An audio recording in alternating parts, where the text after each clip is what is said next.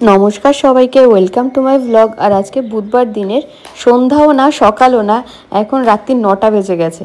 তো আমার কাছে এখন একটু টাইম আছে, ভাবলাম ছেলেকে সবটা কমপ্লিট করে একটু সময় যেহেতু আছে, আরও একটু বাদে আজকে দিদার সাথে ঘুমিয়ে পড়বে, তো এই সময়টাকে কাজে লাগিয়ে, আর ফ্রিজে তো কদিন আগে দুধ এনেই রেখেছিলাম 1 লিটার মতো।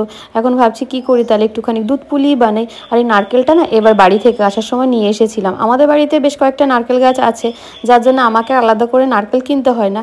আমি যখনই যে বাড়ি থেকে একটা দুটো এরকম নিয়ে আসি, আর টুকটাক রান্না বান্না বা এরকম পিঠে পুলির জন্যে ব্যবহার করি। আর এই তো নারকেলটা কথা বলতে বলতে হয়ে গেছে আমার কুড়োনো।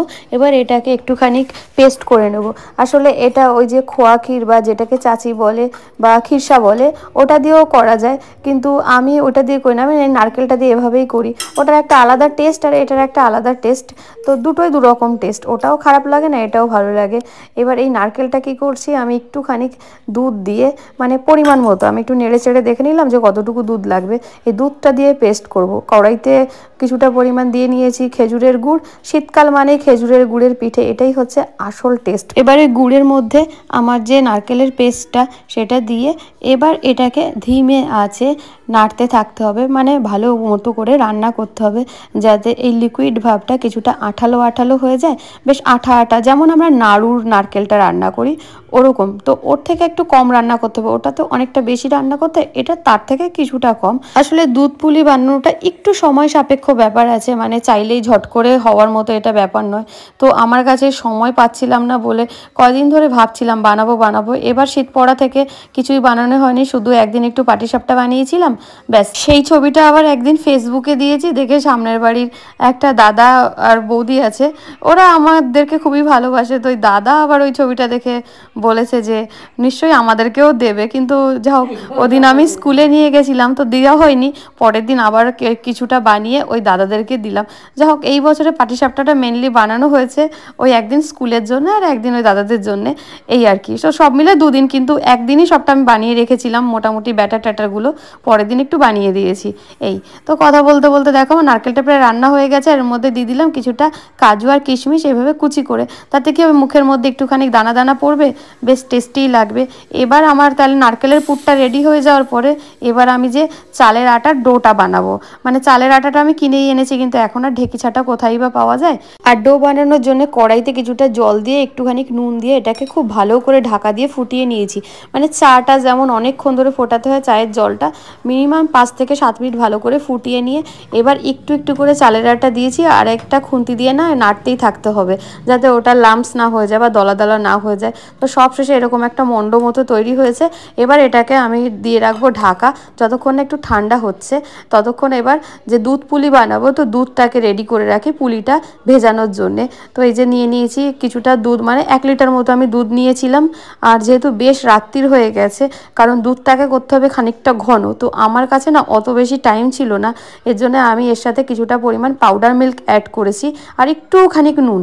আর এই নুনটা দিলে কিন্তু মিষ্টিটা বেশ ভালো খোলে, এমনি নুন ছাড়া যে খাবারের মিষ্টি সেটা আলাদা, একটু নুন দিলে না বেশ মিষ্টিটা খুলে যায়। তো আমি যে কোনো মিষ্টি কিছু রান্না করলে সামান্য পরিমাণ নুন দিই, একদম একটা চিমটে মতো। আর গুঁড়ো দুধটা কিন্তু সবসময় একদম উষ্ণ দুধের মধ্যে দিতে হবে বা উষ্ণ জলের মধ্যে, খুব বেশি গরম হয়ে গেলে একদমই কিন্তু দলা দলা হয়ে যাবে, নাহলে একটা বাটিতে উঠিয়েও দেওয়া যায়। তো চলো আমার যতক্ষণ দুধটা এইভাবে ধিমে আছে একটু গাঢ় হচ্ছে, ততক্ষণ আমি এই যে আটার ডোটা বানিয়েছি ওটা কিছুক্ষণের জন্য রাখার পরে একটু ঠান্ডা হয়ে গেছে, মানে খুব ঠান্ডা নয়, কিন্তু খুব ঠান্ডা হলে শক্ত হয়ে যাবে, হাতে সহ্য হয় অতটুকু।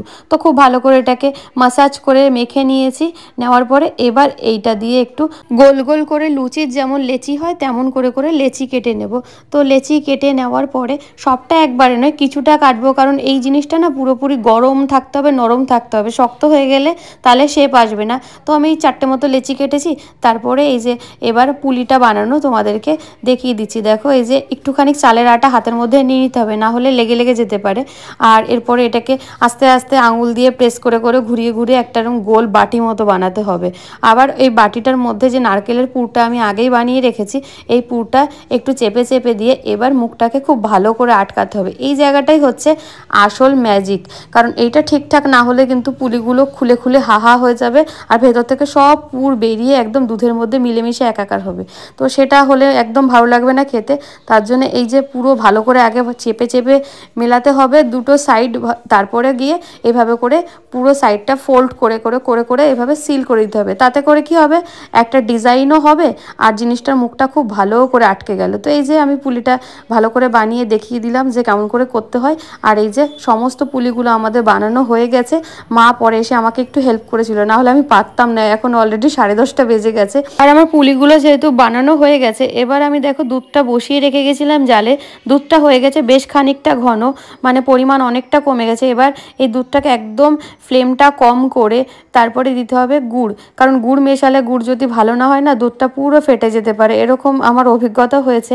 তো যদি সন্দেহ থাকে তাহলে গুড়টাকে না আলাদা করে কড়াইতে একটু জল দিয়ে জাল করে লিকুইড করেও দেওয়া যায়, কিন্তু আমি এমনিই দিলাম কারণ আমি জানি গুড়টা ভালো। এরপরে গুড়টা খুব ভালো করে দুধের সাথে মেশানোর পরে একদম ফ্লেমটা কম থাকবে বা পারলে বন্ধও করে দেওয়া যায়। তারপরে পুলিগুলো আস্তে আস্তে করে ছাড়তে হবে আর একটু একটু করে নাড়া দিতে হবে, দিয়ে খুবই ধিমে আছে এটাকে কিছুক্ষণের জন্যই রান্না করতে হবে। যেহেতু পুলির বাইরের যে ডোর আটাটা সেটাও রান্না করা, ভেতরে পুরটাও রান্না করা, তো সামান্য কিছুক্ষণের জন্য দেখো। আর আমার পুলিগুলো কিন্তু একটুও ফাটেনি, মানে দুধগুলো দুধের মতো আছে, পুলিগুলো একদম আস্ত আস্ত আছে। তো তারপরে এটাকে নাড়াচাড়া দিয়ে খুব বেশিক্ষণ আমি আর রাত্রেবেলা এটাকে ফোটাবো না, সকালে আর একটু খাওয়ার সময় গরম করে নেব। তো ঢাকা দিয়ে রেখেছিলাম আর সকালবেলা দেখো আর একটুখানি ফুটিয়ে আমি রেখে দিয়েছি একটা পাত্রতে নামিয়ে। আর এই যে পুরো ব্যাপারটা সুন্দর থকথকে হয়েছে, মানে পুলির গায়ে গ্রেভিটা একদম লেগে লেগে আছে। আর পুলিগুলো কিন্তু দেখতে খুবই সুন্দর হয়েছে, একটা পুলিও ফাটেনি। তো চলো এবার টেস্ট করা যাক। আর আমি কিন্তু বিয়ের আগে এসব কোনোদিনও বানাইনি, শুধু মাকেই দেখেছি। তাও আমাদের বাড়িতে বেশি দুধ পুলি কম হতো যেটা, সেটা হচ্ছে ভাপা পুলি। আর এই পুলিটা কিন্তু আমি মোটামুটি ওরটা ইন্টারনেট দেখে দেখেই শিখেছি। আর খেতে সত্যিই দারুণ হয়। চলো আজকেরটাও তোমাদেরকে দেখাচ্ছি, খুবই সুন্দর হয়েছিল। যারা ভয় পাও যে পুলি হয় না, পুলি অসুবিধে, তারা কিন্তু একবার ট্রাই করে দেখতেই পারো। তো চলো আজকের ভিডিওটা এখানেই শেষ করছি, দেখা হবে পরের ব্লগে, টাটা।